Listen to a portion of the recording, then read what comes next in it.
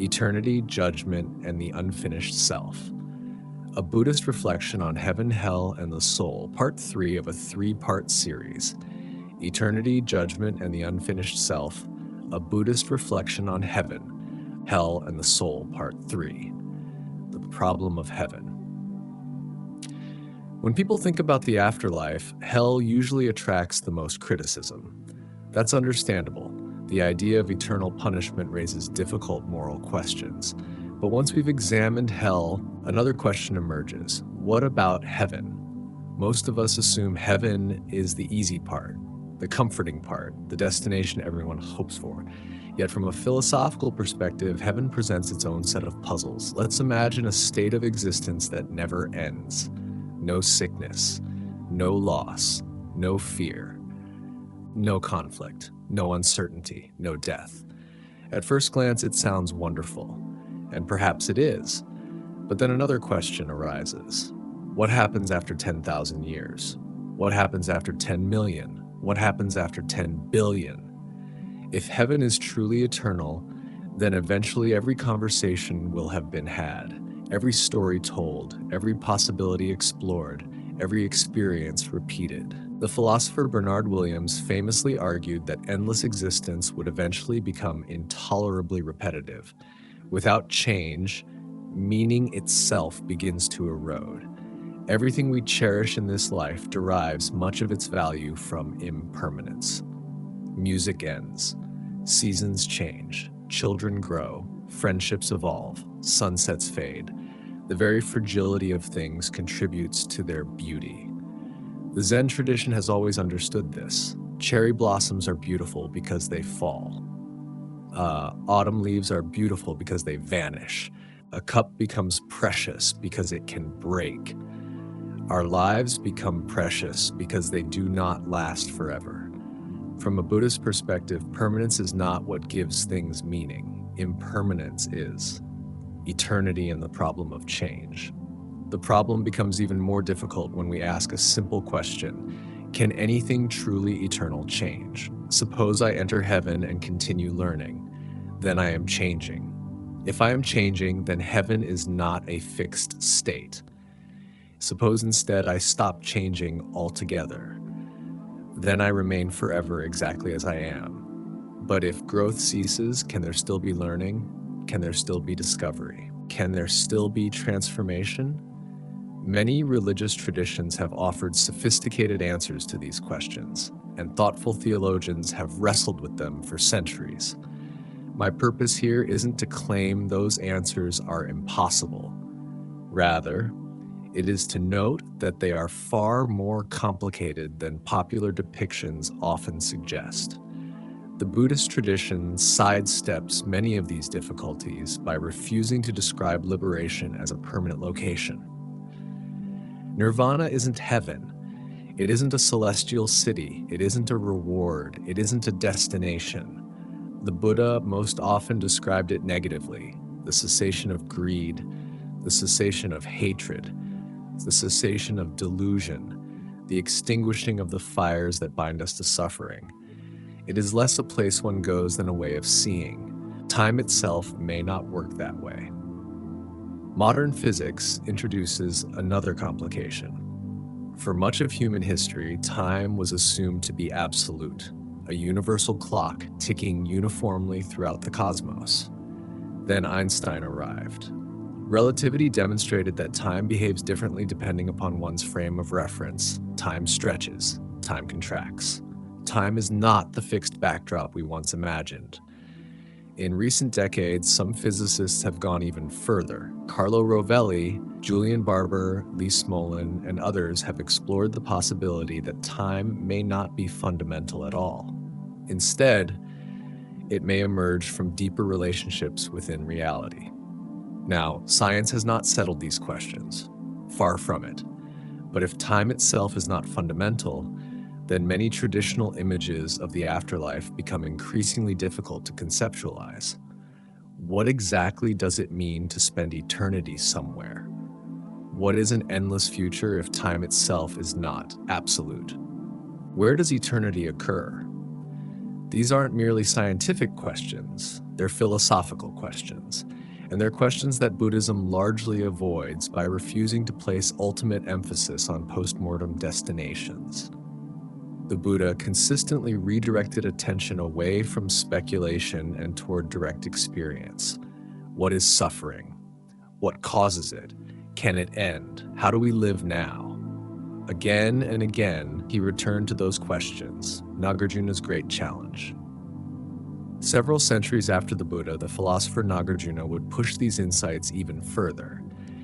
If the Buddha dismantled the illusion of a permanent self, Nāgārjuna dismantled the illusion of permanence itself. Everything, he argued, is empty of inherent existence. This includes selves, souls, heaven, hell, birth, death, samsara, nirvana. To modern ears, this can sound shocking, or even nihilistic. But Nāgārjuna wasn't arguing that nothing exists. He was arguing that nothing exists independently. Everything arises through causes and conditions. Everything exists relationally, interdependently, contingently. Nothing possesses an isolated essence. Nothing stands alone. As he famously wrote, there is not the slightest difference between samsara and nirvana. For nearly 2,000 years, that statement has challenged readers. What could it possibly mean? At minimum, it means that liberation is not found by escaping reality. It is found by seeing reality correctly. The problem is not the world. The problem is how we misunderstand the world. What if we've been asking the wrong question? At this point, someone may reasonably ask, so what happens after death? It's a fair question. It's the question that started this essay. Yet, one of the most remarkable aspects of Buddhism is how often it refuses to answer it directly. The Buddha was frequently asked metaphysical questions. Was the universe eternal? Was it finite? What happens to an enlightened being after death? Does consciousness survive? Does it not survive? His answers were often surprising. Sometimes he remained silent. Sometimes he redirected the discussion. Sometimes he rejected the question altogether. Why? Because he believed many such questions were rooted in misunderstanding. His famous parable of the poisoned arrow illustrates the point beautifully. A man is struck by a poisoned arrow. Before allowing treatment, he demands answers. Who shot it? What was their caste? What kind of wood was used? What feathers were attached? The Buddha points out that the man will die before obtaining those answers. The urgent issue is not speculation. The urgent issue is the poison. Likewise, the Buddha saw suffering as the central problem of human existence. The question was never simply, what happens after death? The question was, why do we suffer now? And what brings that suffering to an end? A final reflection.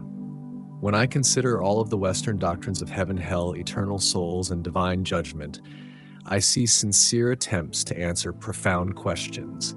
This includes the rich and diverse traditions of Judaism, Christianity, and Islam, each of which contains internal debates and multiple interpretations regarding the nature of the self, judgment, resurrection, and the world to come. I do not doubt the sincerity of those traditions, nor do I deny the beauty they have brought into the world, but I also see philosophical tensions. I see assumptions that become increasingly difficult to defend under close examination. I see ideas that often depend upon a fixed self that neither Buddhism nor modern science can readily locate. Most importantly, I see an attachment to permanence, and Buddhism has always been suspicious of permanence, not because permanence is evil, but because permanence appears nowhere. Everything changes, everything flows, everything arises through causes and conditions. Perhaps awakening begins not when we discover something eternal hiding beneath reality. Perhaps awakening begins when we stop demanding that reality provide eternity at all. I realize that many thoughtful Christians Jews, and Muslims will disagree with the conclusions I've reached here. Some may even find them profoundly mistaken. That is perfectly fair. The questions surrounding death, identity, meaning, and ultimate reality are among the oldest and most difficult questions humanity has ever asked.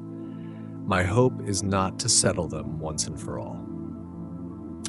My hope is simply to contribute one voice to a conversation that has been unfolding for millennia. If there is a common thread running through both Buddhist and Abrahamic traditions, it may be this. Human beings have always sensed that there is something incomplete about the way we ordinarily see ourselves in the world. We may disagree profoundly about what lies beyond death. We may disagree about the nature of the self. We may disagree about the ultimate structure of reality. Yet the sincere search for truth, wisdom, compassion, and freedom from suffering remains a meeting place where meaningful dialogue can occur. For my own part, I have come to believe that the Buddha's vision of impermanence, dependent origination, and non-self offers a more coherent account of existence than doctrines built upon eternal souls, fixed destinies, and everlasting reward or punishment.